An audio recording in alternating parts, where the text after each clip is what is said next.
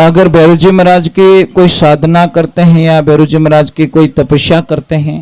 अब जो नहीं जानते, अभी से मेरा चैनल है उसके ऊपर ओके करो, सब्सक्राइब करो और मेरे से जुड़े रहो। बहुत सारी बातें ऐसी बताई है मैंने। हेतला जी महाराज की, पधारे हुए सभी भक्तों की, सभी देवियों की बोलो राधे जय हो। हाँ यूं की करियो, यूं यूं यूं ठेठ उड़ हो गया, क्या बात है भाई। दादाजी को हम एक ही प्रार्थना करेंगे कि जितना मस्ती में या हो इतनी ही मस्ती घर में होनी चाहिए। बस आनंद उसी को कहते हैं। बोले सत्यगुरु भगवान की, थोड़ा जय जोर से बोलिए।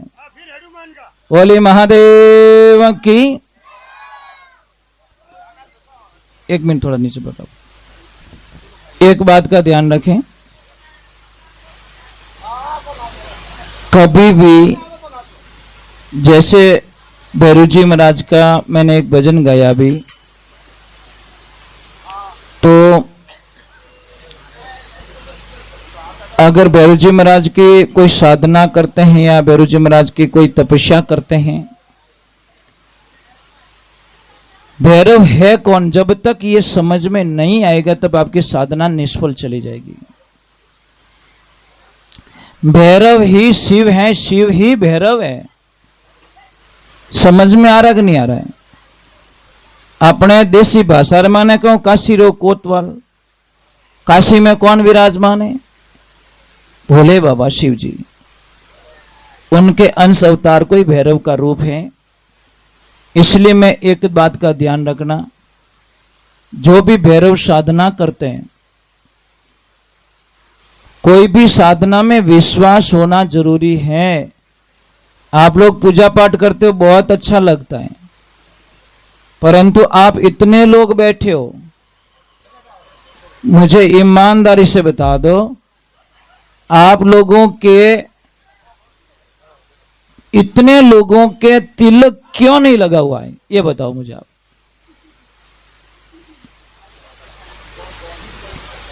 भाई तिलक क्यों नहीं लगाते आप लोग?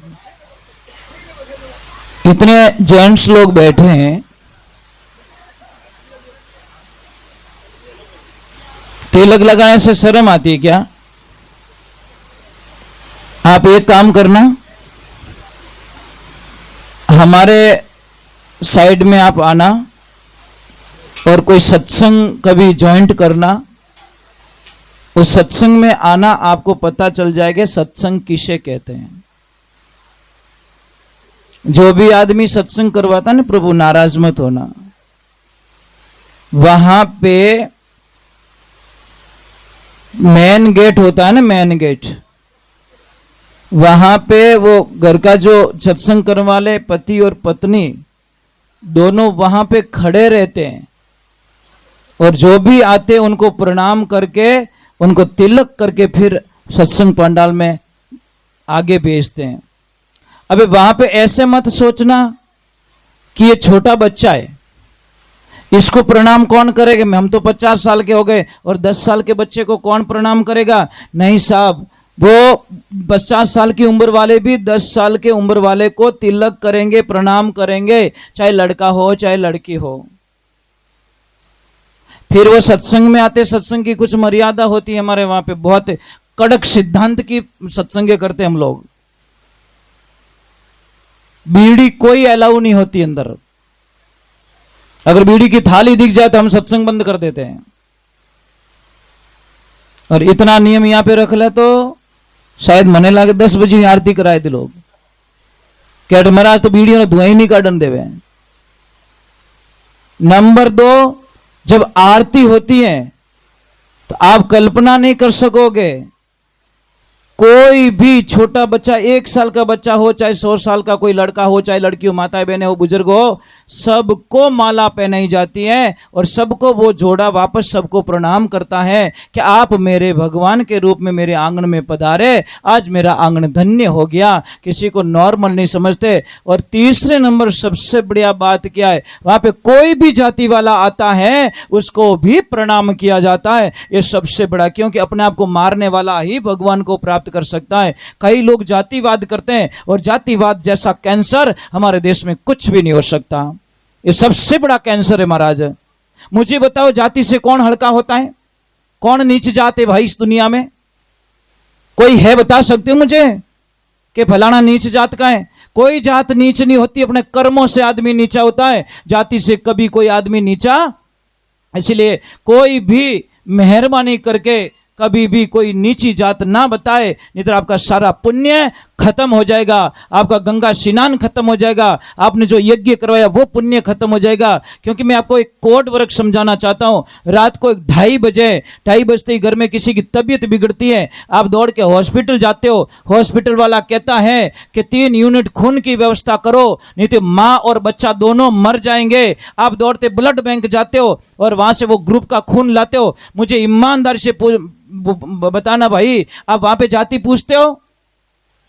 कोई जाति पूछते हो कि कौन जाति रो डोनेशन करियो और किन जाति रो है? तो अगर मारी जात रो नहीं है, मारू कोई नीची जात रो रहे तो मैं खून नहीं चढ़ाऊंगा, चाहे माँ और बच्चा दोनों मर जाए। पर आप लाके दौड़ के डॉक्टर साहब को देते हैं, वही खून पता नहीं किस जाति का था, वो भगवान का रूप बन के रगों में चला गया और जाके उन माँ और बच्चे दोनों को एक नया जन्म दे दिया महाराज। इसलिए मैं महापुरुषों प्रार्थना करता हूं कि आप जाति का चक्कर छोड़िए। मैं नहीं कहता बेटी व्यवहार कर लो, मैं ये नहीं कहूंगा, मैं ये नहीं कहता कि ये अपने किसी को नीचा दिखाना तो छोड़ सकते, इतनी तो कृपा कर सकते हैं, इतना तो कर। कई लोग हमें कहते हैं कि महाराज हमारे मंदिर में तो अदर जाति के प्रवेश नहीं करते, तो वहां भगवान भी नहीं आते, वो खाली मंदिर है, वो भगवान का मंदिर नहीं हो सकता। उस मंदिर में परमात्मा कभी विराजमान नहीं होते हैं, जहां पे 2 प्रकार के भक्तों को देखा जाए कि वो ऊंचो है और वो नीचो है। क्योंकि भगवान के दरबार में कोई ऊंचा और कोई नीचा नहीं होता। अगर नीचा होता तो भगवान की बहुत सारी कथाएं करने वाले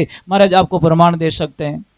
इसलिए शास्त्र में लिखा है, कुളിरो कारण संता है नी शिवरे जोरो साई, शिवर शिवर निर्भय हुआ देव दर्श्या थारे गटरे माई, 88,000 ऋषि तापता एक वनरे माई, ज्यारी भेड़ी सबरी तापती जो जाति रो कोई कारण नहीं, यज्ञ बचाई है यज्ञ रचायो 5 पांडवों गढ़ हस्तिनापुर माई, बाल शंख बजायो वाल्मीकि सर्गजोग जाति रो कारण नहीं, नीची जात चमार की गुरु किना मीराबाई, राणो जी परचो मांग्यो जद गंगा ने कुंड में बुलाई, कुलरो कारण संता है नी शिवरे जोरो साई, शिवर शिव निर्भय हुआ देव दर्श्या थारे गटरे। जो भजेगा उसका भगवान है, जो नहीं भजेगा उसका भगवान कभी होने वाला। आप क्या सोचते हो मैं 5 करोड़ की बोली लगा के भगवान को मेरा बना दूंगा? भगवान बोले क्या समुद्र को पानी पिलाएगा भाई? क्या सूर्य के सामने तू दीपक जलाएगा? मैं तो वो सूर्य हूं जो ब्रह्मांड को रोशन करता हूं, और तू मुझे दीवा लगा के खुश करना चाहता है। अरे तेरी नीति साफ कर ले, तेरे भाव साफ कर ले, तेरे मन को साफ कर ले, तेरी वाणी को साफ कर ले, तेरे विचारों को शुद्ध कर ले, मैं तेरा हो जाऊंगा। तो जो इन अहंकार रूपी से मैं कभी होने वाला। बोले 5 लाख भगवान ने चढ़ाया, हमें लक्ष्मी पूरी भगवान करने बैठी, वो 5 लाख को खुश हो जाई, वो जाई कहीं? पूरी लक्ष्मी भगवान के चरणों में बैठी और आप 5 करोड़ 10 करोड़ चढ़ा के भगवान को खुश करना चाहते हो। अरे पूरे ब्रह्मांड की लक्ष्मी उसके चरणों में चरण दबा रही है, तो वो किससे खुश होगा? वो सिर्फ प्रेम से खुश होगा, ध्यान रखना। और एक चीज और बता दूं आपको, बड़ा अच्छा लगेगा, क्योंकि हम जातिवाद मानते नहीं साहब, बिल्कुल नहीं। मैं एक संतु भले ही राजपूत के घर में जन्म लिया, पर हम जातिवाद नहीं मानते, बिल्कुल नहीं। आई नॉट एक्सेप्ट योर चॉइस। यार आपकी विचारधारा में क्या कर सकता हूं?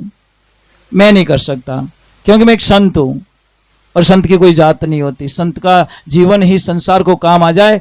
महाराज एक ध्यान रखना है, मार्ग में एक पौधा खड़ा है, वो कोई जाति पूछ के किसको छाया में नहीं बैठने देता। कौन जाति रो भाई? अलग जाति रो, तुम्हारी छाया मत बैठ जाए। मैं पवित्र रोकड़ू, मैं पीपल रो रोकड़ू, मैं बड़ला रो रोकड़ू, मैं अंबा रो रोकड़ू। मारे नीचे कोई साधु संत बैठ सके, मारे नीचे ए लोग बैठ सके, कोई हल्का लोग नहीं बैठ सके, कोई अमीर नहीं बैठ सके, कोई गरीब लोग अट नहीं आ सके। कोई रोकड़ो कदी कहवे?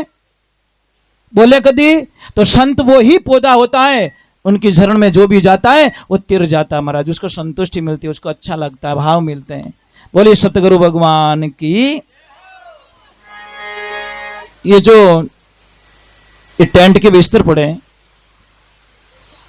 ये बड़े पवित्र बिस्तर है साहब। कोई बुकिंग करवाते पहले लिस्ट पूछता है क्या कि भाई वो टेंट किन्ने किन्ने अटक गियोड़ो तो लिस्ट बताए दे। कोई दूसरी जाति रे अटक गियोड़ो तो मैं टेंट नहीं लगाऊं भाई, मार तो लोग अलग आए। नहीं साहब, ये बिस्तर हमको पवित्र लगते हैं, हियाड़ा ही लागे नहीं आवे जो कोई पावे। बोलिए श्री भगवान की। आपको रहना है फ्री माइंड। कैसे रहना है? एकदम वैरागी बन जाओ। अंबर ओढ़ना भूमि पतना बीच मशाना सोई, भूत पलित्रा कोई शंका नहीं माने, नहीं हंसे नहीं रोई, फकीरी निर्भय पड़ा निर्मोई। बोलिए सत्य गुरुदेव की। चलो एक बालाजी महाराज का एक भजन गा लेता हूँ, फिर करूंगा आरती। आरती के बाद में एक साधना, साधना के बाद में आप अपने ठिकाने और मैं हमारे ठिकाने। ठीक है।